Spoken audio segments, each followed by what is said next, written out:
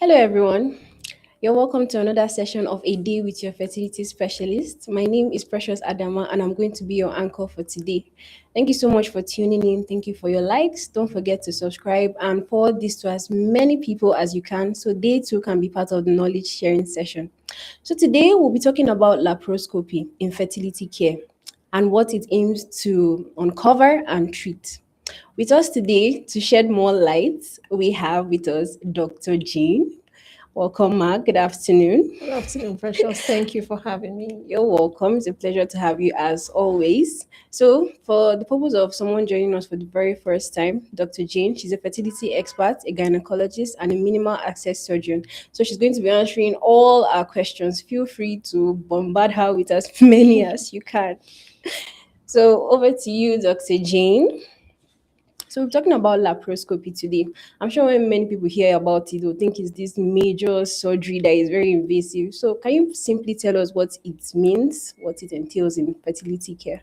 Well, laparoscopy is I would say it's a minimally invasive surgery. So Okay. it's when we say minimal, so we talk about when you say something is minimal, just a small invasion of the abdominal cavity. So your doctor or your gynecologist looks into your belly with a microscope with a very tiny cut, about 1 centimeter long, to Okay. have access, which will now be projected on cameras, and that helps you to pick problems within the belly, like the around with the reproductive system. We're talking about the uterus, the ovaries. Okay. Look out for conditions that could affect fertility in one way or the other. So it's not compared to the big surgeries, and that is when we say minimal, it means that you can leave the hospital on the same day Oh wow. depending on what was done. So you come in, you go, and that is how it is. So it's something very simple, straightforward, and usually produces a lot of results that help with Okay. subsequent management of conditions. Yeah. Okay. Oh, that's good. So how is it different from your conventional abdominal scan, the Okay. laparoscopy? So a laparoscopy, as I said, is a minimal invasive surgery. So I said, when the doctor makes small cuts on your belly and uses a camera to look into your belly Okay. to see pick abnormalities. But conventional surgeries has to do with very large cuts and Okay. belly, yes. So you open the tummy, you can see with your eyes. In laparoscopy, you are seeing, viewing with the aid of cameras. Now you are Yes. seeing with your eyes, you can handle the structures with your hands, Okay. the uterus, the ovaries. But with laparoscopy, you use other supportive instruments. Once the Okay. camera goes in, you have other instruments that helps you pick, elevate, cut, treat, do whatever you have to do in the belly. Oh So wow. that's why you have a under. You won't feel any pain, so you can go Okay. home You won't with feel any pain. you won't feel pain. You'll be Wow. fully under anesthesia, Okay. and so it's something that takes. It doesn't cut so much, less pain. Recovery is faster, and scar tissue formation too is reduced significantly Okay. compared to the open surgeries that has to do with very large cuts up to 10 centimeters Okay. long, gives you Yes. big scars, Yes. more pain, longer hospital stay, longer recovery Recovery time, time. and all of that. Okay. Okay. Sounds fair. So many patients have normal scans but struggle to conceive. What kind of hidden conditions can laparoscopy reveal that normal imaging may miss? Also, normal imaging can miss scar tissues, so you Okay. can have scar tissues around the tubes, the ovaries, and all of those can prevent free movement of the reproductive structures. So conception becomes a challenge. Okay. Yes, conventional scans too can miss early endometriosis. Endometriotic tissues, you can also sometimes some persons would miss some ovarian endometriosis. All of those things increase chances for scar tissue formation, difficulty with conception, and all of that. Then there can be some abnormalities on the uterus when we have uterus dividing, what we call septate uterus, and Okay. all of that, biconate uterus. The laparoscopy can help pick up some of those abnormalities that can make Wow. conception difficult too. Yes. Wow. So it's safe to say that laparoscopy can be a gold standard. Yes, it's a gold standard to make a diagnosis of endometriosis, Okay. but all these other yes, laparoscopy can help you see. At this point, laparoscopy you see and sometimes treat. That is it. Okay. So you on one spot, so you can see and treat at the same time. Wow. Again, laparoscopy can also pick fluids in your tubes. So when there is water in your tube, what we call hydrosalpinx, that can also be toxic to the embryos, and that can be Okay. treated on table. So those are some things that might be missed depending on the expertise of the person doing the scan at the time, that Okay. can be easily picked, because this time you are seeing real-time pictures of the cavity. Yes. Okay. So at what point should people consider laparoscopy? Is it a first line investigation or something reserved for selected cases? Yes, it's not a first line investigation. Okay. Your first fertility evaluation should be blood, the Yes, conventional ultrasound scan. scan, and all of that to pick. So when you now do your regular investigations, by the time this cannot pick any abnormality, you Yes. can now, because you also there's a place for hysterosalpingography, which is complementary with laparoscopy, that Okay. also assesses tubal patency. Laparoscopy too can do that, but you can do all of those before getting to this point. So when you are not able to pick any condition from those evaluations, you Okay. can now come to laparoscopy, but they can complement themselves. So Okay. you can do HSG for tubal blockage. Then sometimes, if the results are not very clear, a laparoscopy can complement that and gives you a result. So it's not first line. It's Okay. always after you'd have done your basic investigations. Yes. All right. Okay, let's talk about endometriosis, which you've mentioned earlier. It's been said that it's difficult to diagnose without laparoscopy, which is true. Yes, laparoscopy is said to be the gold standard. Yes. But if diagnosis of a condition is made from the history, your examination, your investigations. Laparoscopy is one of your investigations. So you Okay. don't just run a woman, every client, you just run to laparoscopy. You take your history, examine, and all of that. By the time you get to laparoscopy, you would have had a high index of suspicion of Okay. endometriosis. So when you are so it's not laparoscopy is the gold standard to make it diagnosis, because at laparoscopy you see the endometriotic lesions, as we call them, Okay. on the structures, because they can be scattered on all the surfaces of the structures, the uterus, the ovaries, the connecting structures, and all of that. So you see them real time, and you can Okay. also burn them or take them out at that point. All right. So let's talk about removing pelvic adhesions. Does it increase the woman's chances of conception? Well, With a yes and no. So when you take off adhesions, yes, it can improve her chances, but it's not a go-to. Like you can, it's not 100% all the time. So taking out adhesions doesn't mean natural conception automatically would happen, but that improves her chances significantly. And that is one of the reasons for laparoscopy. You okay. see pelvic adhesions, you treat them on table, and gives the woman a lot of relief before she leaves your theatre operating room.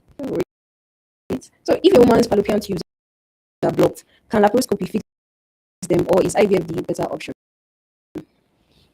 Laparoscopy will not fix a blocked fallopian tube, but it helps confirm that your tubes are blocked.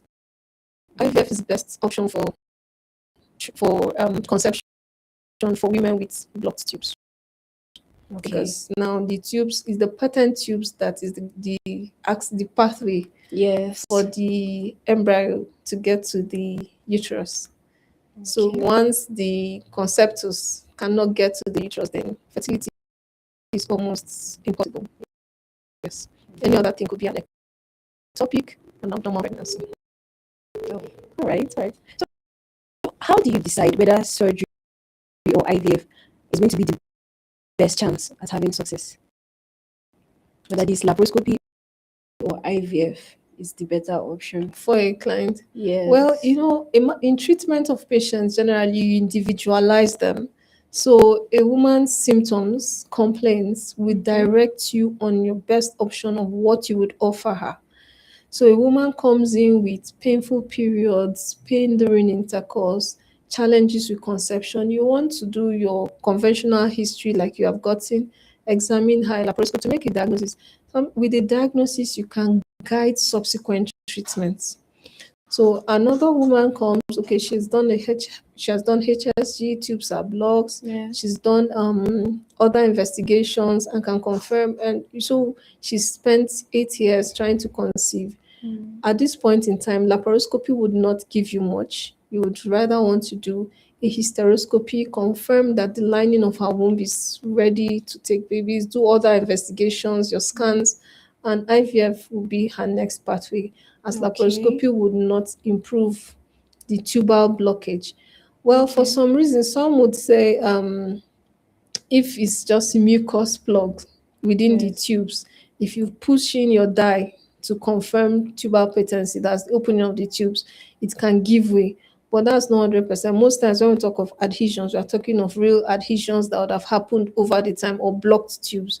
So you can choose what to offer a woman at the time of when you converse with them. So Okay. what you offer patient A will It's not be patient different B. from So what you patient A offer. might be going for laparoscopy, while patient B will be going for Hysteroscopy. Or hysteroscopy. If someone that has polycystic ovaries, irregular menstruation, and all of that, laparoscopy can help.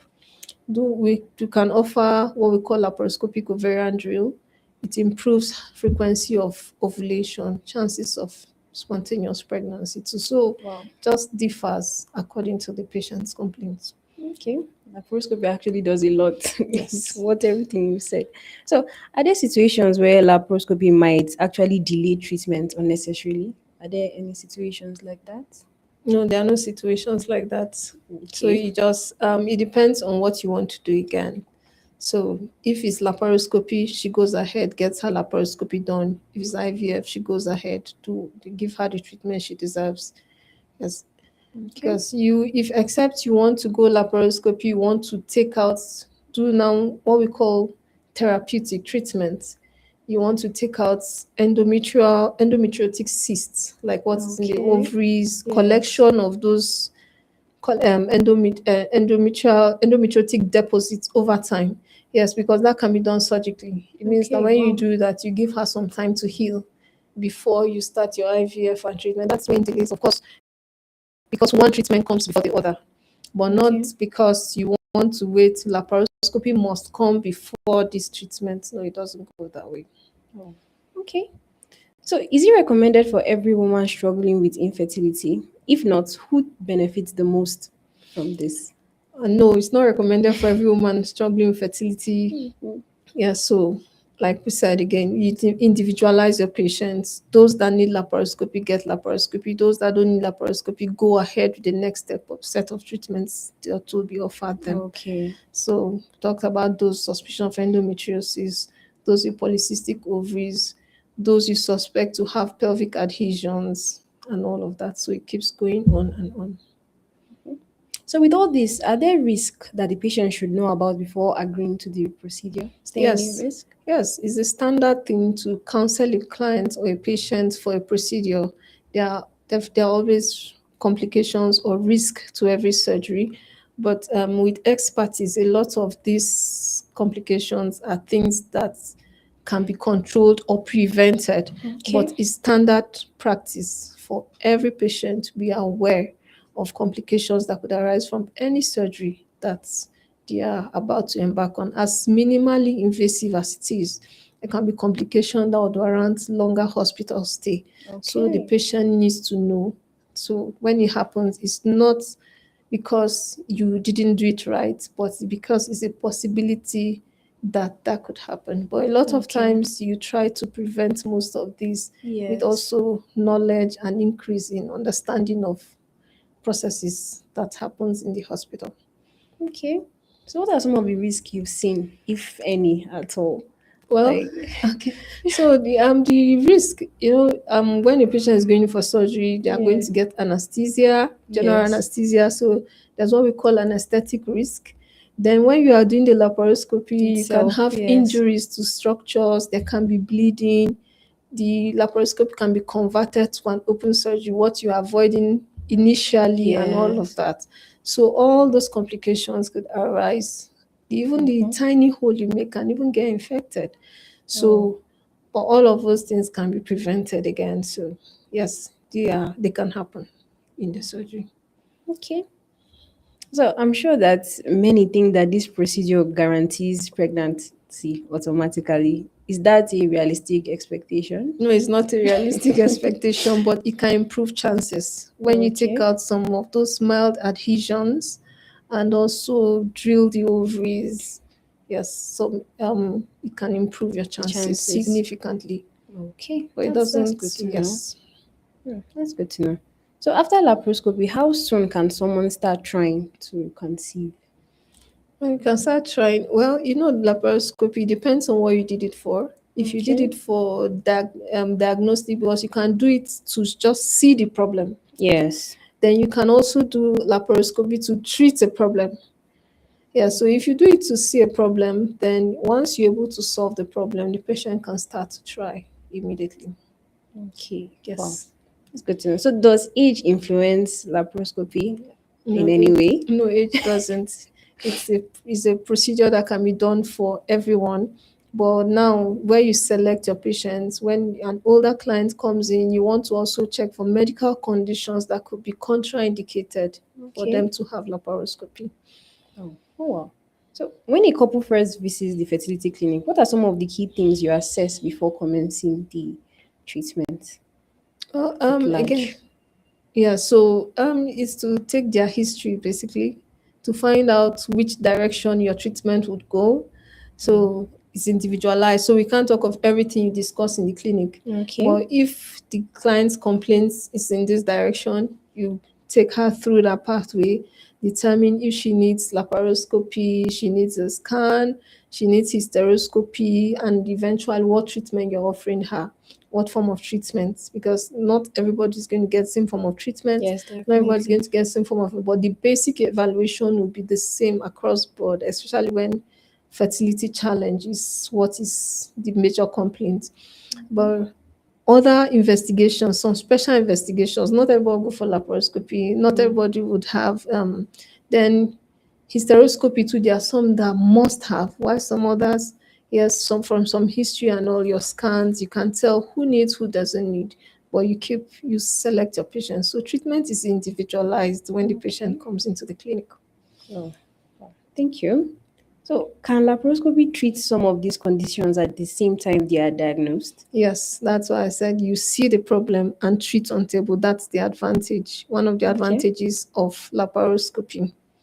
All right. Okay. So we have a question from Patience George from YouTube. She asked, please, can a laparoscopy detect cyst in the ovaries Yes, laparoscopy can detect cyst in the ovaries, and cyst in the ovaries can be taken out at laparoscopy. at the same time? Yes. Okay. All right. Patience, I hope your question has been answered. And she also asked, since it's minimal, can you have a laparoscopy often, like more than once? It's not as the fact that it's minimal doesn't mean you should have it without a valid indication. Okay. So when we say indication, these are reasons why a woman should have laparoscopy. So she comes in, you do laparoscopy, treat the problem or identify a problem and plan to treat. Okay. Then, if a woman has another need for a laparoscopy, why not? She should have that, but it shouldn't be something that you would schedule um, at intervals because it's a minimal access procedure. So there has to be a reason for you to go into the abdominal cavity.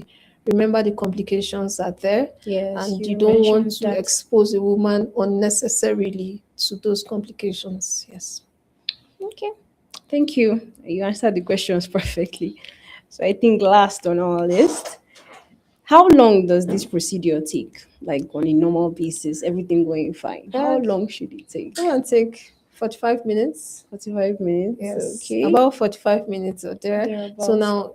now depends if you are doing a diagnostic. Now, when we say diagnostic, you want to just see the problem. Yes. Yes, it can be shorter. You go in, you see the problem, so you come out.